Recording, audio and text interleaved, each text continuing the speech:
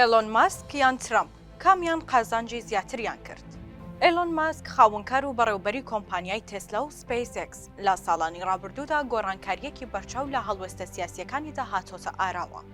لە ڕابردوودا زیاتر مەیلی بەرەولای دیموکراتەکانی ئەمریکادا بوو، بەڵام وردە وردە ڕووی لە کۆماریەکان کرد.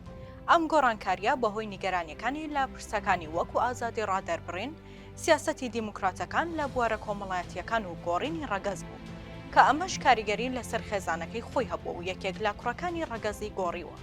بۆیە لە بەرنامەکەیدا بەڕاشکاوانە وتی ئەوانەی بانگەشە بۆ گۆڕینی ڕەگەز دەکەن هەر ئەوانە کوڕەکەیان لە من سند، بۆیە دەبێت ئەو تەوژمی گۆڕینی جێندەریە بوەستێنرێت.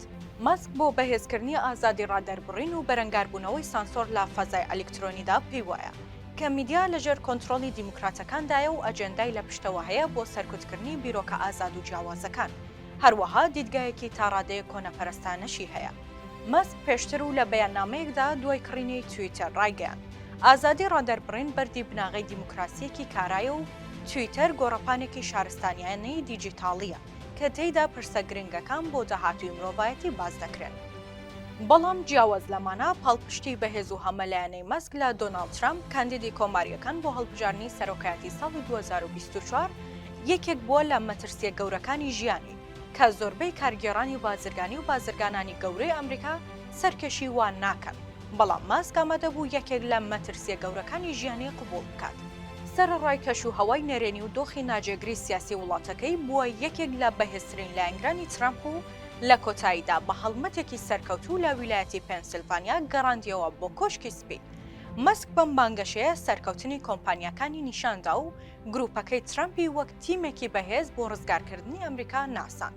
ماسک لەم بارەیە وتی ترامپ تاکە کاندیدا بۆ پاراستنی دیموکراسی لە ئەمریکا. ئەم هەڵوێستانی مەسکاردانەوەی جیاوازیان لێکەوتەوە. هەندێک وەک بەرگریکاری ئازادی ڕادەربڕین لە ئەمریکا و پاڵەوانی شەڕی سانسۆر ستایشی دەکەن. بەگشتی دەکرێت ئیلۆن ماسک بە یەکێک لە کاریگەرترین خاوەنکارە هاوچەرخەکان ئەژمار بکرێت کە ڕۆڵێکی بەرچاوی هەیە لە داڕشتنی سیاسەتی داهاتوو لە بوارەکانی تەکنەلۆجیا و ڕاگەیاندندا، بە تایبەتیش پابەندبوونی بە ئازادی ڕادەربڕین و بەرەنگاربوونەوەی سانسۆر، هەروەها ئیرادەی پاراستنی بەها دیموکراسیەکان و ڕۆڵێکی سەرکەوتوانەی گێڕا. هەرچۆنێک لێی بڕوانین ماسک بەم سەرکێشەی کردەی توانی جیاواز لە پاراستنی ناو و کەسایەتی خۆی، ناڕاستەوخۆ سەرمایە و داراییەکەشی گەرەنتی بکات لە هەر جۆرە زیان بەرکەوتنێک.